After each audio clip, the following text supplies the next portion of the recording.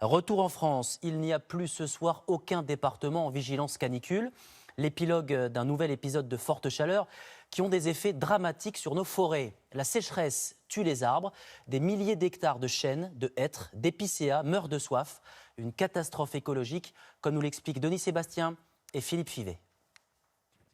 Ils sont desséchés comme foudroyés. Dans la forêt, leur silhouette squelettique accroche le regard. Il y a à peine 2 semaines, ces arbres étaient encore verts. Les agents de l'ONF découvrent l'étendue des dégâts tous les jours. Donc là, c'est un aspect particulièrement spectaculaire sur l'épicéa, mais on a des dépérissements sur le sapin, sur le hêtre. Responsable donc, la sécheresse et un insecte, le scolite. On a un insecte subadulte qui est ici. Il prolifère en profitant de l'état de faiblesse de l'arbre qui manque d'eau. Son mécanisme de défense, quand il est en bonne santé, c'est d'essayer d'engluer les insectes avec la résine, avec de la résine. Mais quand ils sont en situation de stress hydrique, ils ont très peu de circulation, donc ils n'arrivent pas à réagir. Près d'un tiers de la forêt est atteinte sur ce secteur du massif du Jura. Alors les forestiers tentent de faire face. Et il y a urgence. Pour limiter l'expansion de la maladie, ils abattent les arbres morts dans les zones les plus touchées. Le bois atteint par le scolite sera vendu pour être transformé en palettes plutôt qu'en bois de charpente.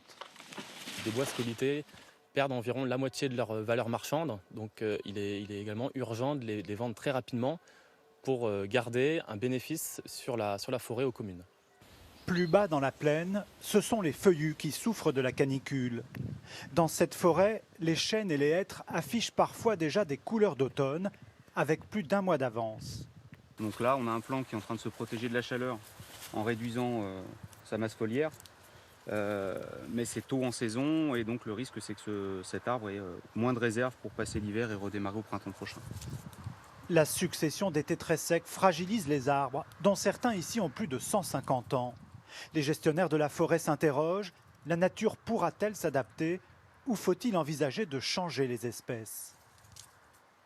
Naturellement, les arbres ont évolué avec le climat au fil des siècles, mais à des échelles très longues. Aujourd'hui, il faut que la forêt réagisse à des échelles beaucoup plus courtes, et c'est ce qui va poser problème. Mais effectivement, ça peut passer par une modification soit des essences, soit de l'origine des arbres que l'on va implanter localement. Donc des arbres naturellement plus adaptés à résister à la chaleur et à la sécheresse. Les effets de la canicule n'ont en tout cas pas fini de se manifester.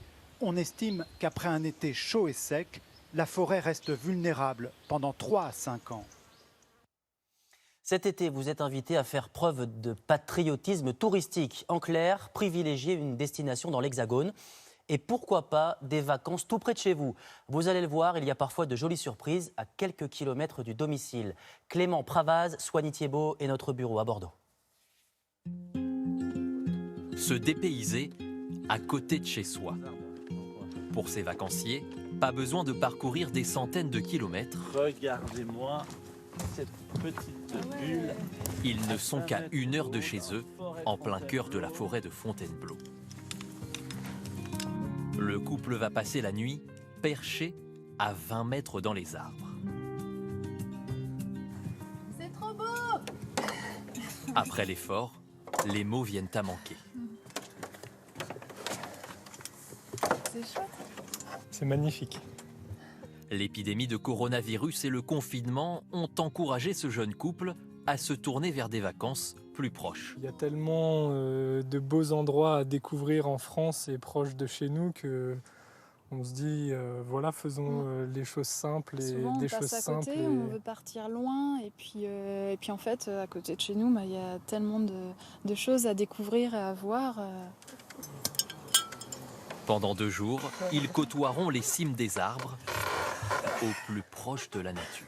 Je trouve qu'il y a une belle transformation depuis cette crise sanitaire parce que je retrouve des personnes que j'aurais peut-être pas vues avant et aussi des personnes qui ont encore plus envie de se reconnecter à la nature avec une réelle envie d'être au vert. Avant, c'était plus expéditif et plus dans la consommation.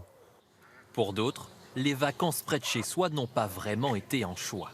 Francis, il boit du pastis. Ouh, Ce couple devait partir en Tunisie, puis en Bretagne, mais a dû se résoudre à passer les vacances dans ce camping de Fontainebleau, à 2 heures de chez eux. C'est la première fois que j'avais l'occasion de prendre l'avion.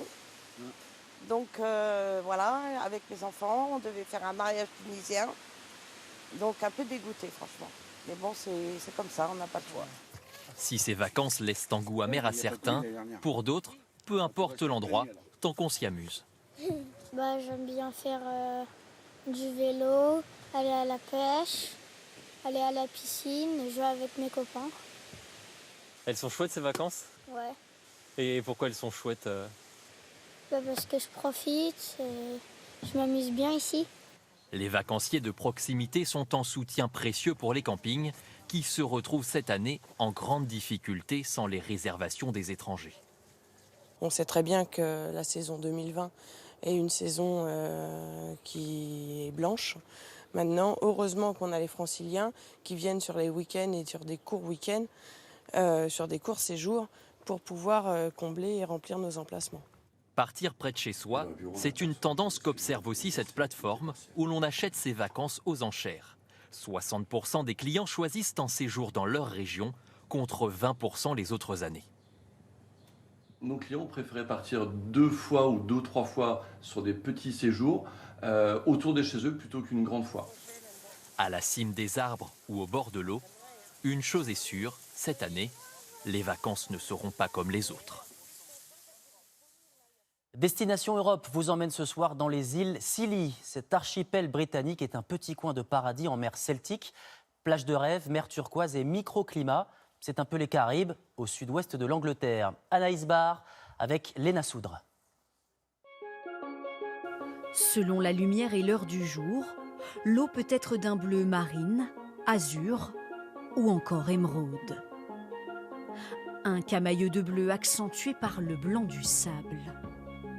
Les îles Scilly, un Éden composé d'îles pour la plupart inhabitées, situées au sud de l'Angleterre. Pour avoir la chance de les visiter, il faut d'abord relever un défi, traverser le brouillard anglais, s'éloigner des côtes et de la grisaille des Cornouailles pour s'enfoncer dans la brume. Ces touristes ont choisi l'hélico, 15 minutes de vol, pour enfin voir apparaître ces bouts de terre plongés dans l'eau turquoise. Les plages sont magnifiques, regardez comme le sable est blanc, c'est vraiment beau. J'adore venir en hélico, ça fait peur au décollage, mais une fois en vol, c'est super. Richard Poppy, le pilote, ne se lasse jamais du voyage. C'est une chance. En tant que passager, tu vois ça une fois, mais nous, on le fait au quotidien et plusieurs fois par jour. 2000 habitants, très peu de voitures. À l'arrivée sur l'île principale, seule l'iconique cabine téléphonique rouge rappelle qu'il s'agit bien de l'Angleterre. Car sur la plage, l'impression d'être dans un autre hémisphère saisit de nouveau les visiteurs. J'ai l'impression d'être dans un endroit insensé, comme, je ne sais pas, les Bahamas. Mais on est toujours au Royaume-Uni, c'est incroyable. Bon, l'eau est très froide. Oui, et elle est vraiment très salée. Alors certains préfèrent juste profiter de la vue et d'une bonne glace. On a la plage juste pour nous. C'est ce qui est bien sur cette île. Les hôtels sont pleins, mais tu ne croises pas grand monde. C'est génial, n'est-ce pas les filles? Des îles préservées du tourisme de masse, car le nombre de logements disponibles y est limité. Si sur Terre il n'y a pas foule, en mer en revanche... Ah, à gauche, vous pouvez voir quelques phoques dans l'eau. Ils sont assis sur des rochers et quand ils sortent la tête de l'eau comme ça, en fait, ils essaient de dormir.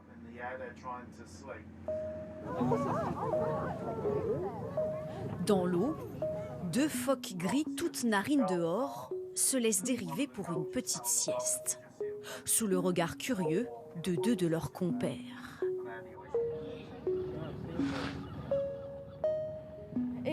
C'est drôle, je pensais qu'il serait juste à dormir sur les rochers. Je ne savais pas qu'il pouvait dormir dans l'eau. C'est vraiment fantastique. Je ne m'attendais pas à voir autant de phoques. En temps normal, sur ce genre de tour, on en voit 3 ou 4 étendus sur une plage. Mais là, on en a vu, je ne sais pas, 50 ou 60. Jusqu'à 750 phoques viennent chaque année profiter de la douceur de vivre des îles Scilly. L'archipel bénéficie d'un microclimat doux et sec presque toute l'année. De quoi y cultiver un jardin extraordinaire. Abbey Garden est un petit paradis où s'entremêlent 4000 espèces de plantes. Depuis 35 ans, Andrew Lawson façonne et soigne ses fleurs exceptionnelles. C'est une plante centenaire. Elle ne fleurit qu'une fois tous les 35 ans. Et sur le côté, là, des belles de jour. Sa fleur est bleue pendant une journée, puis vire au rose au fur et à mesure. Il aura fallu 200 ans pour donner naissance à ce jardin, l'un des joyaux de ces îles encore méconnues, hors des frontières de l'Angleterre. Une dernière image de football, c'est une première depuis 25 ans. Le PSG jouera les demi-finales de la Ligue des Champions. Victoire 2-1 à l'arraché dans les dernières secondes hier soir à Lisbonne contre l'Atalanta Bergame. Succès qui a déclenché, vous le voyez, des scènes de liesse à Paris. Le club de la capitale affrontera mardi Leipzig ou l'Atlético Madrid pour une place en finale. Voilà, c'est la fin de ce journal. Merci de votre fidélité. Dans un instant, la météo, Anaïs Baïdemir, puis votre feuilleton Un si grand soleil, suivi d'une grande soirée placée sous le signe de l'humour, les 30 ans du Montreux Comédie Festival avec Kev Adams en maître de cérémonie. À 13h et à 20h demain pour l'info, vous retrouverez Jean-Baptiste Marteau. Très belle soirée sur France 2.